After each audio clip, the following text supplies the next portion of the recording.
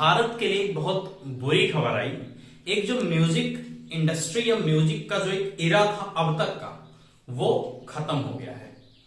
लता मंगेशकर जी जो कि एक बहुत प्रसिद्ध पार्श्व गायिका थी, उनकी डेथ हो गई है कल मुंबई में। उन्होंने कई सारे फिल्मी और गैर फिल्मी गाने गाए। उनके भारत में नहीं पूरे दुनिया में करोड़ों प्रशंसक हैं। उन्होंने हिंदी, मराठी, बंगाली में तो गाने अधिकतर गाए। उसके साथ उन्होंने लगभग 36 लैंग्वेज में 36 भाषाओं में उन्होंने अपने गाने को गाया, जो अपने आप में कीर्तिमान रचता है। उनका जन्म 28 सितंबर 1929 को इंदौर, जो कि मध्य प्रदेश में है, वहां पर हुआ था। उनके पापा का नाम पंडित दीनानाथ, उनकी माता जी का नाम शेवंती था। उनके फादर जो थे, उनके पिताजी वो मराठी संगीतकार थे और थिएटर एक्टर थे, मतलब छोटे छोटे थिएटर में काम करते थे। लता मंगेशकर जी बहुत ही कम उम्र तक स्कूल गई, लगभग 5 साल या 6 साल में जब वो स्कूल की शुरुआत करनी थी, उन्होंने शुरुआत में ही स्कूल को छोड़ दिया था, कुछ टीचर से अनबन हो जाने की वजह से। और सबसे बड़ा पहाड़ तब टूटता है 13 वर्ष की जब वो होती हैं, और ये दौर होता है 1942 का, जब उनके पिता की डेथ हो जाती है और पूरे परिवार का बोझ लता मंगेशकर जी पर आ जाता है। मतलब पूरा परिवार भी चलाना होता है। उसके बाद जो उनको अब तक शिक्षा दीक्षा मिली थी, क्योंकि वो स्कूल छोड़ चुकी थी, वो सिर्फ 13 साल तक उनके पिता के द्वारा मिली थी, क्योंकि उनके पिता, मैं बता चुका हूं, मराठी संगीतकार थे और थिएटर एक्टर थे। तो उन्होंने एक्टिंग भी और संगीत भी अपने पिता से ही सीखा, पंडित दीनानाथ से। जब उनके पिता की मौत हो जाती है 13 वर्ष पर, तो उन्होंने अपने आप को एक अभिनय की दुनिया में कदम डाला और छोटे मोटे काम करने लगे, जो कि फिल्मों में थे। लेकिन इससे उनको बहुत ज्यादा प्रसिद्धि नहीं मिली। उनको पहली बार गाने का मौका भी मिला 1942 में ही, लेकिन वो फिल्म था 1942 में, एक मराठी फिल्म था, जिनको पहली बार जिनमें इनको गाने का मौका दिया गया। लेकिन फाइनल जब रिलीज की डेट आती है तो इनके गाने को वहां से हटा दिया जाता है, मतलब उस फिल्म में इनका गाना नहीं डाला जाता है। फिर 1942 में एक दूसरी फिल्म आती है मंगला करके, जिसमें पहली बार ये गाना गाती हैं और लोगों के बीच इनकी आवाज जाती है।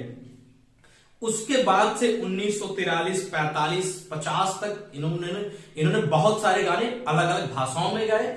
और जो एक म्यूजिक इरा था 1950 से लेकर 70 तक, वो माना जाता है कि लता जी का एक बेहतरीन युग था, जिसमें इन्होंने बहुत सारे गाने गाए, अलग अलग टाइप के गाए, और जो आज तक फेमस रहे या आज भी गुनगुनाए जाते हैं। विवाद इनके साथ बहुत ही कम रहा, लगभग 1 या 2 विवाद पूरे इनके लाइफ में रहा है। एक सबसे बड़ा कंट्रोवर्सी इनके साथ ये हुई थी कि 1962 में 1962 में इनको स्लो पॉइजन दे दिया गया था। इनकी फेम इतनी ज्यादा ये फेमस हो गई थी, इतना कंपटीशन होने के बाद। अब किसने दिया इसका खुलासा अब तक नहीं हुआ। ऐसा माना जा रहा है कि 3 महीने ये अस्पताल में थी, उसके बाद जो भी थी वो सब कुछ सही हो गया था।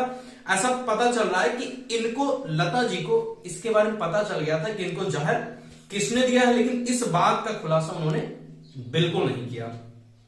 Guinness book of world record में भी इनका नाम दर्ज है, और लगभग अब तक इन्होंने, ऐसा माना जा रहा है कि सब गानाओं को अगर मिला लिया जाए, तो वैसे तो काउंट कर पाना मुश्किल है, बट अप्रोक्सीमेट कहा जा सकता है कि लगभग 15 से 20 हजार गाने जो कि इनके द्वारा गाए गए हैं। अगर मैं इनके सम्मान की बात करूं तो इतने सम्मान है कि सारे सम्मान को बता पाना मुश्किल है, बट मैं कुछ जो प्रेस्टिजियस अवार्ड हैं, जो कि बहुत प्रतिष्ठित हैं, उनको मैं बताता हूं। सबसे पहले 1969 में इनको पद्म भूषण मिला, 1989 में दादा साहब फाल्के अवार्ड मिला, 1999 में पद्म विभूषण मिला, और 2001 में भारत का सबसे बड़ा अवार्ड भारत रत्न से इनको सम्मानित किया गया, जो कि एक सिविलियन के लिए सबसे बड़ा अवार्ड होता है। 3 बार इनको राष्ट्रीय फिल्म फेयर पुरस्कार से सम्मानित किया गया, जो कि 1972, 1974, 1990। 1972 में परी मूवी में इन्होंने गाना दिया था, उसके लिए दिया गया था इनको।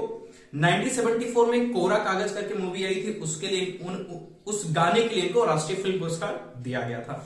और अगर बात करें फिल्म फेयर की, तो बहुत सारे हैं। 1959, 1963, 1966, 1970, 1973, 1994 और 2004 में इनको हर साल फिल्म फेयर अवार्ड से नवाजा गया। वहीं बात करें अगर स्टेट वाइज इनके जो अवार्ड थे, महाराष्ट्र इनको 5 बड़े अवार्ड दिए गए। अगर मैं बात करूं बंगाल से, इनको 15 से ज्यादा अवार्ड बंगाल से इनको मिले। उसके साथ साथ विदेशों से इन्होंने बहुत सारे डी.लिट की डिग्री और बहुत सारे अवार्ड भारत को छोड़कर बहुत सारे देशों से इन्होंने अर्जित किया।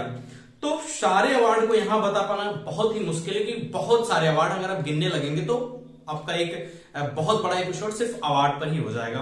तो ये जो एक एरा था म्यूजिक का, जो कि अब तक मैंने आपको बताया, डेफिनेटली उसको सुनने के बाद पता चला होगा कि ये जो लता जी थी वो कितनी बड़ी हस्ती और कितनी बेहतरीन कलाकार थी, कितनी बेहतरीन पार्श्व गायिका थी, जिनके करोड़ों फैन हैं। और ये एक एरा अब कल खत्म हो गया है, ऐसी उम्मीद है, ऐसी इच्छा है कि अगली बार अगर आप आइए तो आपका जन्म पुनः भारत में ही हो। तो एक बार फिर एक अश्रुपूर्ण श्रद्धांजलि हम लोग की तरफ से और वो सारे लोग पूरे देश की तरफ से लता मंगेशकर जी को। धन्यवाद दोस्तों, थैंक यू।